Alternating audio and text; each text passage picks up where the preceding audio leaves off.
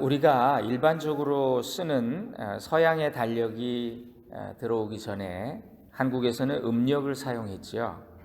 농사를 주로 짓던 우리 조상님들의 지혜가 그 절기 속에 하나하나 담겨져 있어요. 그래서 요즘도 그 절기를 그렇게 지키는 걸 봅니다.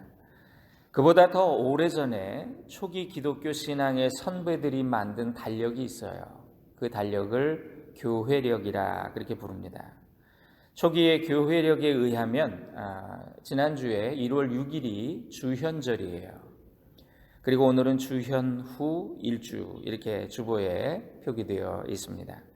주님의 나타나심을 축하하고 또 주님이 오셔서 일어난 그 변화에 대해 감격하고 또 감사하는 그런 날이 주현절입니다. 이 또 연초하고 딱 맞았어요. 초대교회는 그때 이 주현절을 지키면서 그때는 성탄절이 없었어요. 오히려 부활절과 성령 강림하신 오순절 그리고 더불어서 주현절을 3대 절기로 그렇게 지켰습니다. 이 성탄절은 한 4세기, 5세기까지 이어지는데요. 그 전통이 확정될 때까지 그러니까 후기에 확정이 되는 거예요. 그러니까 처음 초점은 성탄절은 육신으로 오신 그 아기 예수님이 탄생한 그날에 초점이 있고요. 예수님의 생일이니까. 주현절은 그분이 처음에는 몰랐어요. 그 탄생을 사람들이 몰랐다가 어느 순간에 하나님의 아들로 예수님이 탁 나타나시죠. 그게 세례 시점일 수도 있고 제자들이 변화산에서 예수님의 그렇게 영화롭게 변화된 모습을 본 그 사건일 수도 있고, 그래서 초대교인들은 예수님이 그 신성으로 고양돼서 드러나신 그 날을 오히려 기념을 했던 거예요. 예수님의 생일보다. 그런데 영지주의 이단이라는 단이 이걸 너무 강조하다 보니까 예수님은 영적으로 잠깐 오신 것이 어떻게 신이 인간이 되느냐, 그렇게 해서 이 이단이 이걸 너무 중시하니까 예수님의 육신으로 오신 것이 그 의미가 희석이 되는 거예요. 그래서 나중에는 성탄절을 오히려 더 교회의 중심절기로 그렇게 삼게 된 그런 역사적인 배경이 있습니다. 요한복음 1장에 보니까요, 본래 하나님을 본 사람이 없으되 아버지 품속에 있는 독생하신 하나님이 나타내셨느니라. 요한복음 1장 18절인데요. 공동번역 성경에는 이렇게 번역이 되어 있습니다.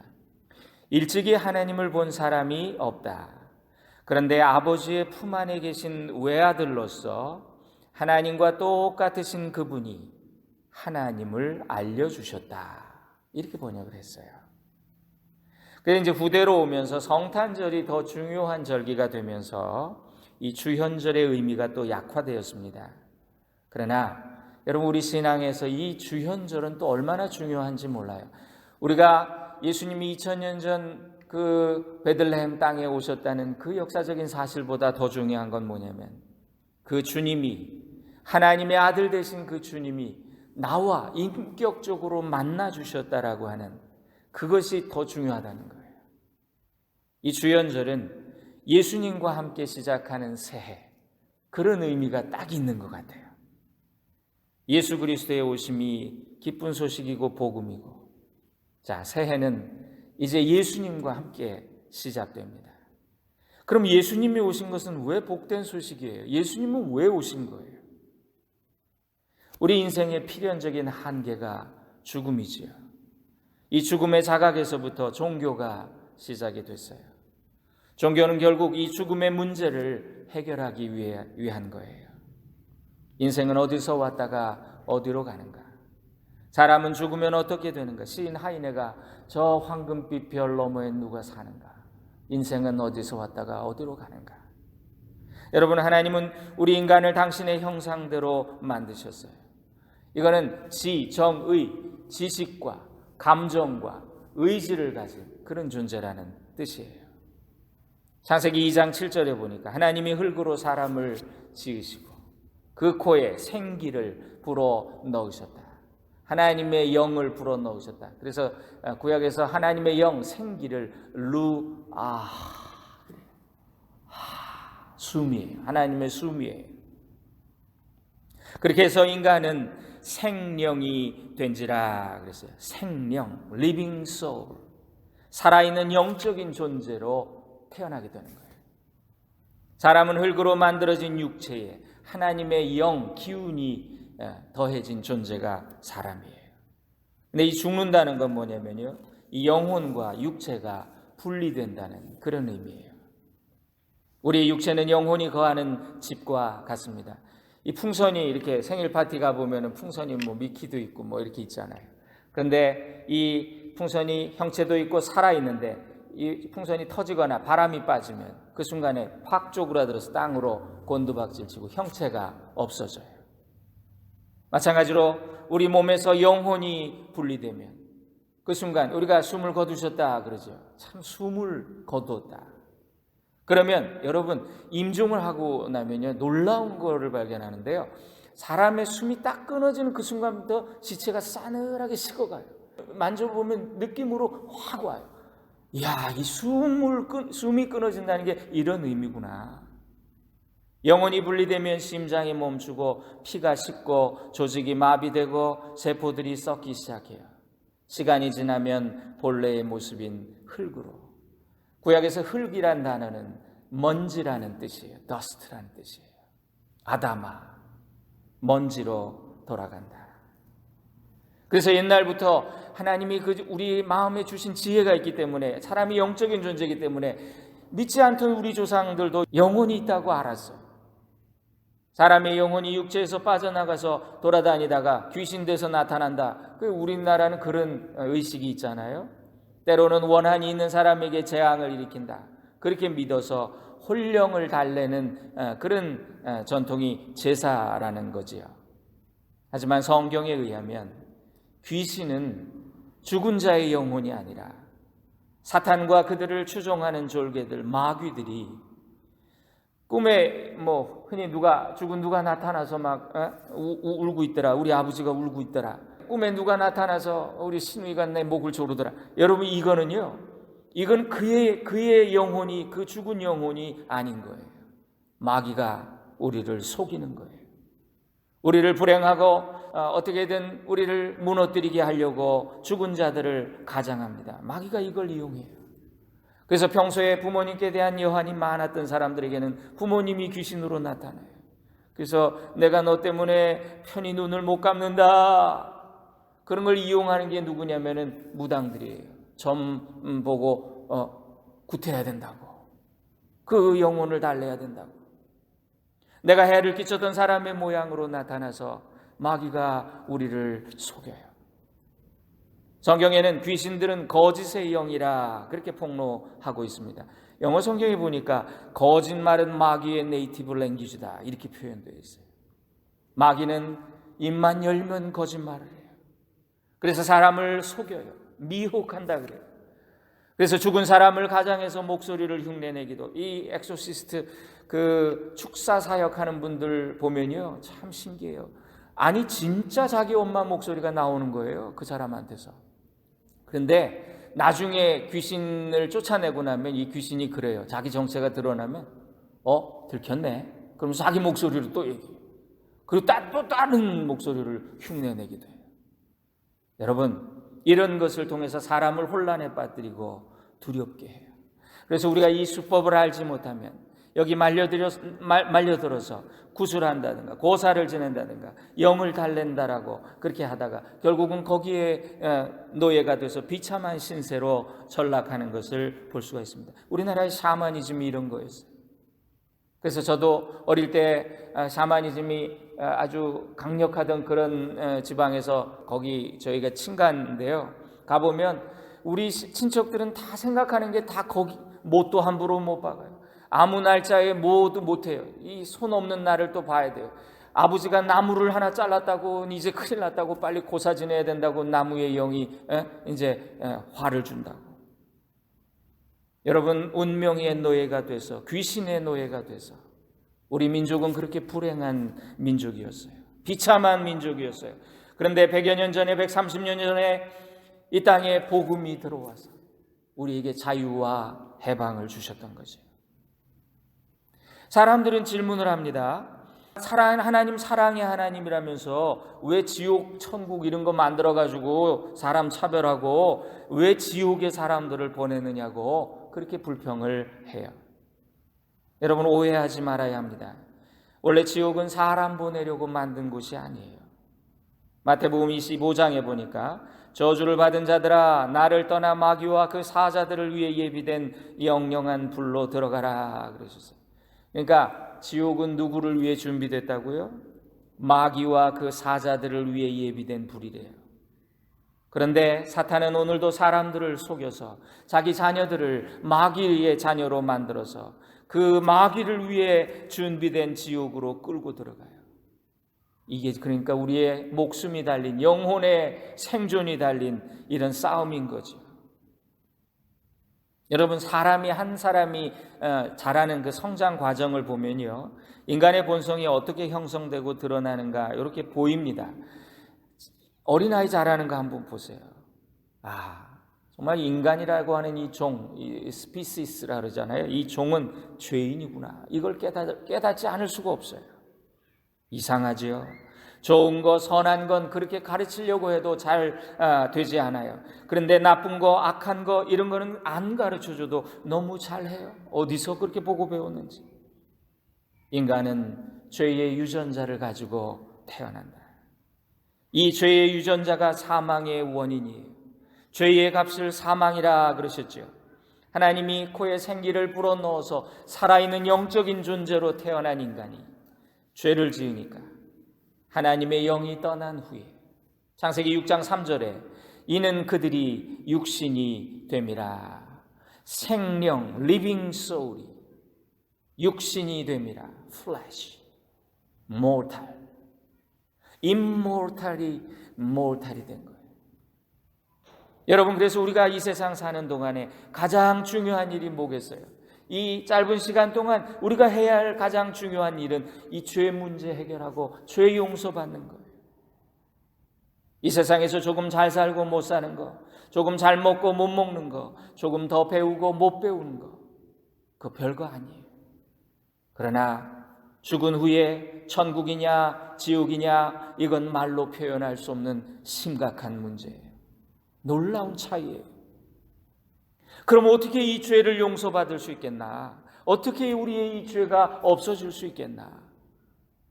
예적부터 사람들은 이 사실을 어렴풋이 깨달았어요. 그래서 이거를 문제를 해결해 보려고 내가 어떻게 죽으면 좋은 곳에 가야 될 텐데 이제부터라도 내가 착하게 살아야지. 죽기 전에 내가 착하게 살아야지. 착한 일 많이 해야지. 그러면서 갑자기 착해진 사람 보면 뭐 죽을 날에 가까웠나? 이런 농담도 생겼어요. 그런데 여러분, 이렇게 착한 일을 한다고 우리의 그 근원적인 죄가 소멸될까요? 착한 행실로는 이미 지은 죄를 없앨 수가 없어요. 마치 피부색을 바꿀 수 없는 것처럼. 저희 어릴 때 그런 것이 사회적인 큰 문제였습니다. 미군들이 전쟁 도중에 그렇게 해가지고 강간해서 태어난 아이들이 그 까만 피부를, 저는 그런 얘기도 들었어요. 수세미로 이걸 문질렀는데 피만 나지 이 피부색이 변하지 않더라는 거예요. 이미 지은 죄는 없앨 수가 없어요. 우리가 빵을 하기 위해서 계란을 풉니다. 계란에 이렇게 까서 넣었는데 아이고 썩은 계란이 하나 들어갔네. 나머지 5개가 온전하니까 하나쯤 썩으면 어때? 성한 계란 하나 더 넣지? 그리고 이렇게 해가지고 빵 만드는 사람 있나요? 어떤 이들은 사람들과 섞여 살면 죄 짓지 않을 수 없어. 이거 속세를 떠나야 돼. 산에 들어가서 돌을 닦고 금욕 생활을 하고 수도 생활을 하고. 그래서 그런 전통이 있었어요. 수도원에 들어가서 그냥 갇혀서 사는 평생 동안. 세상과 단절돼서. 그러면 극락의 천국의 피 안에 도달할 수 있을 거라고 믿었어요. 제가 군목으로 입대를 해서 전방 초임지에서 만나던 대대장님이 아주 엘리트입니다. 육사를 우수한 성적으로. 너무 가난하니까 서울대학을 가야 되는데 학비가 없으니까 육사를 간 거예요. 그래가지고 거기서 독실한 불자였답니다. 불자 생도 회장을 하면서 여름방학이 되면 생도들을 모집해가지고 전국의 유명 사찰을 순례하는 거예요. 그래서 가서 1000배를 올리고 3000배를 올리고 이름난 고승들을 다 찾아다녔대요. 근데 한 번은 그가 생전에 성철 스님을 만났어요. 그것이 그의 인생의 전환점이 됩니다. 그는 큰 스님 앞에 무릎을 꿇고 스님 어떻게 하면 해탈을 얻을 수 있겠습니까? 물었어요. 스님이 그러시더래요. 자네 내 밑에 들어와 한 10년 정도 수도 생활하기나. 스님 저는 직업군인입니다. 이제 막 군 생활을 시작했는데 그럴 수가 없습니다. 다른 방법은 없겠습니까? 그러니까 그분이 돌아 앉으시며 하시는 말씀. 그러니까 어려운 게지. 그때부터 그는 마음의 회의가 생겼대요. 그럼 나같이 세속에서 이렇게 세속의 때를 묻히면서 이 직업을 가지고 살아야 되는 나 같은 사람들은 어떻게 구원을 받을 수 있겠는가? 내가 그동안 믿었던 그 불교에 정말 구원이 있는가? 고민하다가 그가 한 크리스찬 여성을 중매로 만났는데 그 집에 갔대요. 초대받아서 갔대요. 밥을 먹는데 그 집에서 가정 예배를 드리고 기도하고 그러는 그 모습이 너무 아름답고 천국 같더라는 거예요. 아니 세상에 이런 집이 있나? 천국에 확신이 있고 나도 저들처럼 되고 싶다는 그런 소망이 생겼어요. 그래가지고 이제 결혼을 하고요. 그분이 그냥 좋은 믿음의 사람이 된 거예요. 여러분 본래 불교의 가르침은 지금의 현실과 많이 달랐습니다. 석가모니 부처님은 먼저 깨달음을 해탈을 얻은 분으로서 제자들에게 그 도와 그 길을 가르치셨어요. 결코 자기를 믿으라 하지 않으셨어요. 그래서 부처님도 절대자의 존재를 알고 계셨어요. 그런데 사람들은 우습게도 그분의 상을 만들어 놓고 거기 절을 하며 기도하고 소원을 빌고 있으니 이거 부처님이 극락에서 보신다면 가슴 치실 일이 아니겠습니까? 저는 불자들을 많이 만났어요. 왜냐하면 제가 일했던 그 환경 자체가 기독교와 천주교와 불교가 같이 일하는 환경이었기 때문에 많은 불자들을 만나봤는데 그들 중에는 정말 인격적으로 훌륭한 분들이 많으셨어요. 그런데 그들과 대화하는 중에 정말 목사님 나는 정말 이 도리를 믿게 돼서 기쁨이 있습니다. 죽음 이후의 문제를 해결받았습니다. 나에게는 영생의 소망이 있습니다. 그렇게 고백하는 분들 한 분도 없었어요. 이 불자들의 특징은 좀 부정적이시고 염세적이에요. 목사님, 인생이 그저 고해가 아닙니까? 나이가 먹어갈수록 번뇌가 더 많아집니다. 이런 집착에서 벗어나야 되는데 선하게 살고 싶은데 그게 잘 안 되네요. 이것이 인간의 모순이에요. 인간은 죄를 지어서 죄인이 아니에요. 죄인으로 태어나서 죄를 짓는 거예요. 하나님 말씀하셨습니다. 범죄한 인간은 정령 죽으리라. 죄의 값으로 죽는 거예요. 근데 이 죽지 않고 죄를 씻을 수 있는 방법은 단 하나뿐이에요. 죄 없는 누군가가 나를 대신해서 나의 죄를 지고 대신 그 죄의 값을 치르면 돼요. 벌을 받으면 돼요. 죽음으로. 이렇게 할 수 있는 구원자가 필요해요. 처음엔 그래서 구약시대에는 양도 잡고 소도 잡고 그런데 해결될 수가 없어요. 여러분 죄 없는 인간이 어디 있겠어요? 이 문제를 하나님이 해결해 주신 거예요. 죄 없는 인간 세상에 보내야 되겠다. 내가 인간이 됐어요. 여러분 그분이 예수 그리스도신 거지. 예수님이 오시면 이런 의미가 있어요. 우리나라의 과학계의 지성 중에 한동대 총장을 지낸 고 김영길 박사가 계시죠. 우리나라의 대표적인 과학자입니다. 교육행정가고 이분이 기독교인이 된 계기를 간증하시는데 아주 놀라워요. 나사에 근무할 때 거기서 세계적인 과학자들과 함께 일을 하는데 어느 날 자기 친구 미국 친구가 너 우리 기독 신우회 있는데 기도회 한번 안 갈래? 그래서 야 과학자도 예수 믿나? 이렇게 생각. 자기는 그게 항상 이해가 안 돼. 그래 따라가 봤는데 거기 자기보다 더 똑똑한 전 세계에서 모인 세계적인 두뇌들이잖아요. 나사. 근데 거기 수백 명씩 모여가지고 아주 그냥 찬양과 기도 모임을 그렇게 뜨겁게 하는데 모두의 얼굴에는 기쁨이 있고 평안이 있고 행복해 보이고. 그래서 과학자가 어떻게 신앙인이 되나 이런 선입견이 거기서 이제 깨진 거예요.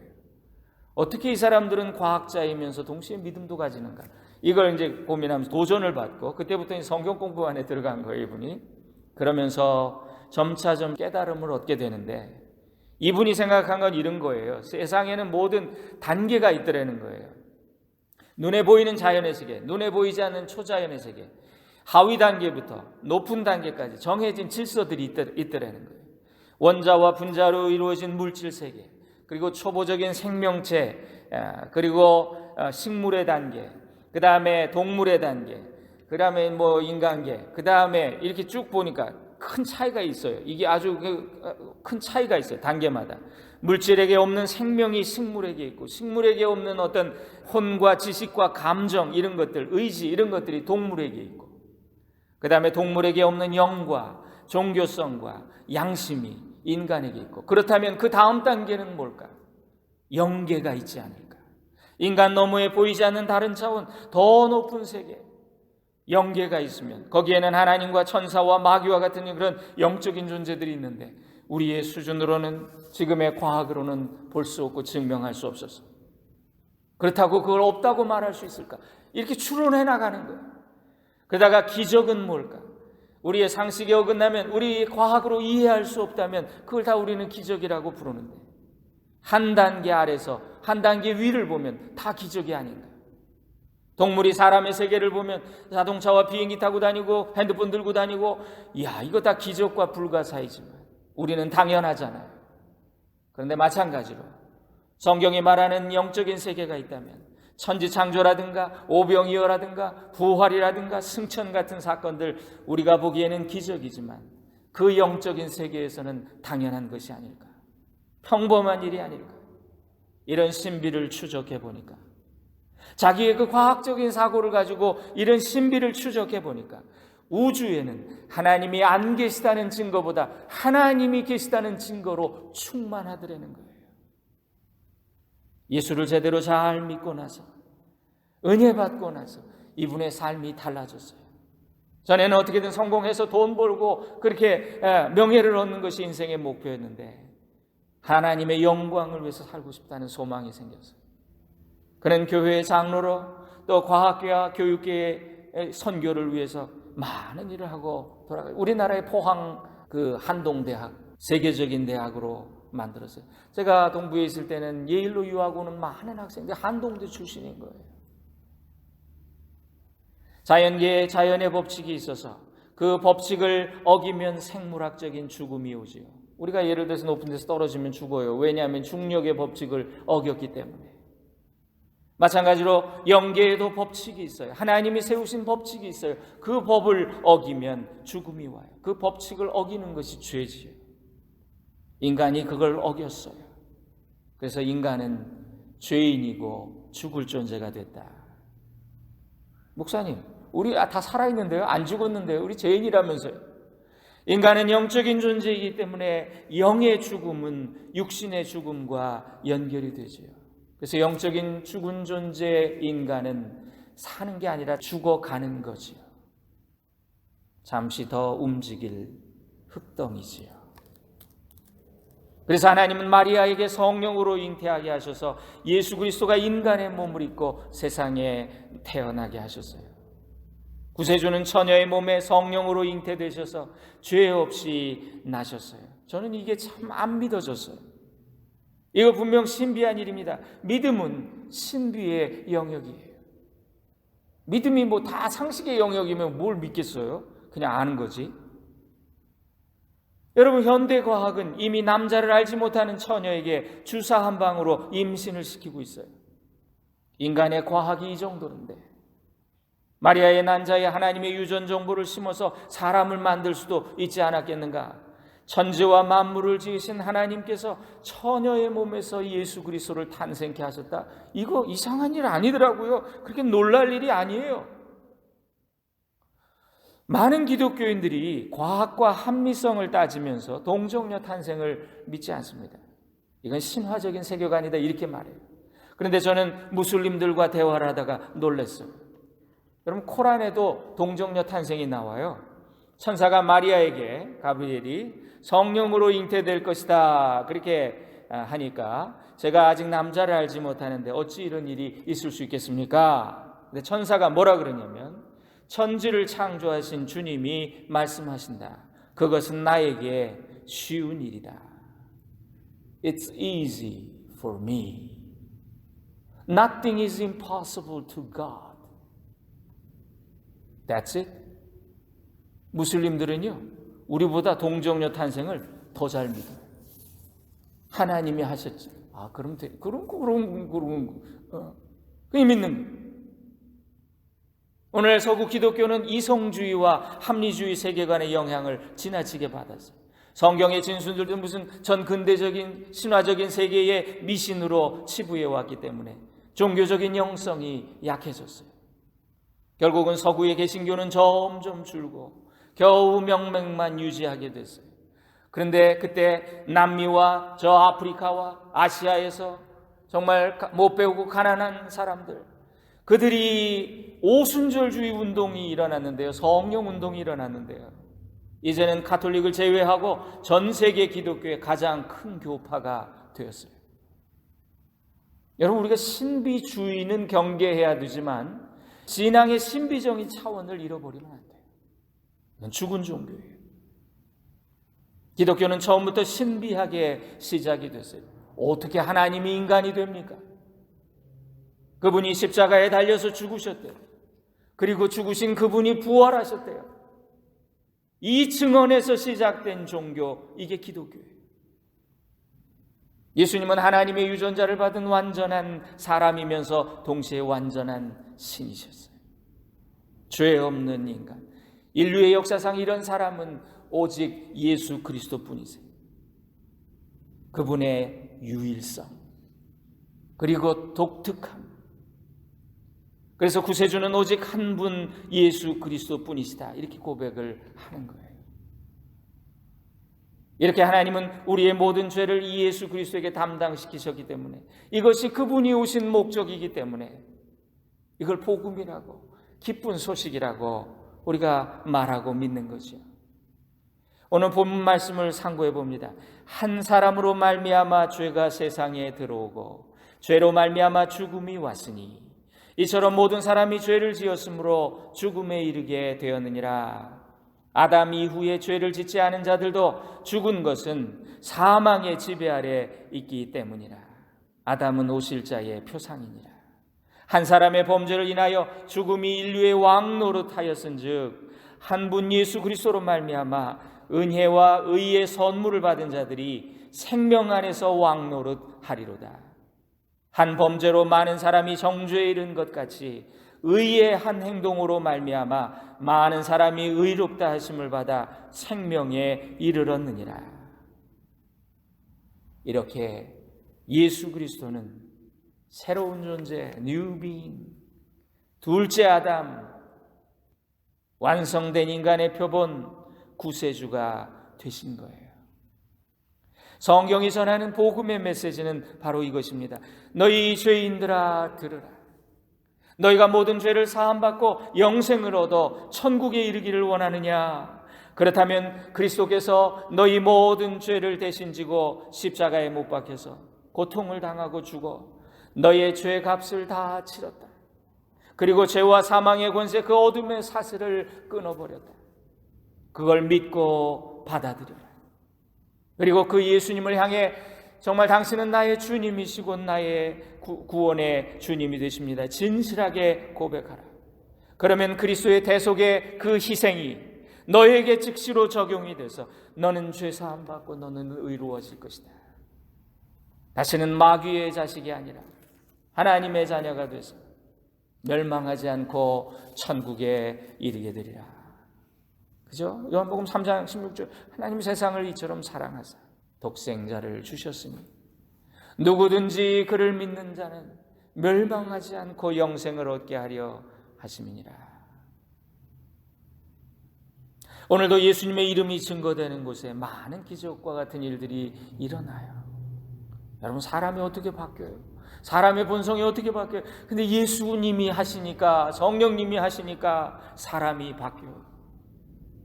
삶의 의미 없이 목적 없이 살아있지만 이미 죽은 것 같이 살던 그런 인생들이 새로운 기쁨을 누려요.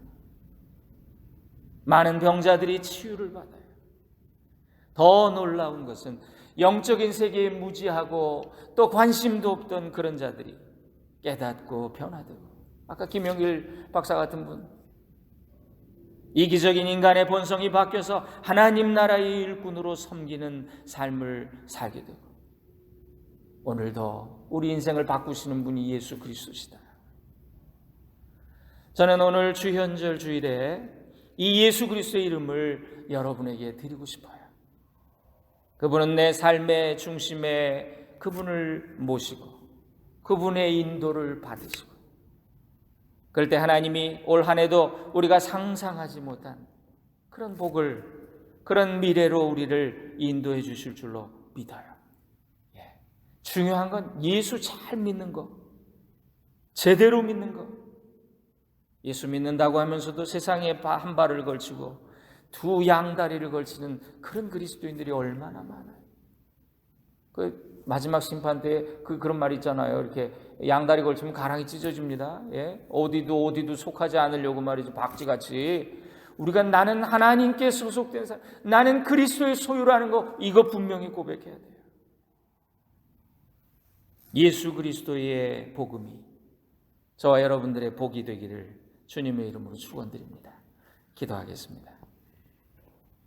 구원자 되신 주님, 오늘 주현절을 맞으며 예수님의 오심을 더욱더 깊이 묵상하며 되새깁니다. 죄와 죽음의 지배하에 있던 세상의 악한 권세를 물리치시기 위해 주님 이 땅에 나타나셨습니다. 사탄의 자녀가 되어 스스로 깨닫지 못하면서 악의 도구가 되어 남을 찌르고 상처 주고 말로 죽이던 우리를 불쌍히 여기시고 용서해 주옵소서. 예수 그리스도의 희생으로 값주고 사셔서 우리를 하나님의 자녀 되게 하심 감사합니다. 이 은혜를 마음 깊이 깨닫고 감사하며 보답하며 하나님의 도구 의의 병기가 되어 영적 싸움에서 승리하고 영생을 소유하는 하나님의 자녀들이 다 되게 하옵소서. 예수님의 이름으로 간절히 기도합니다. 아멘.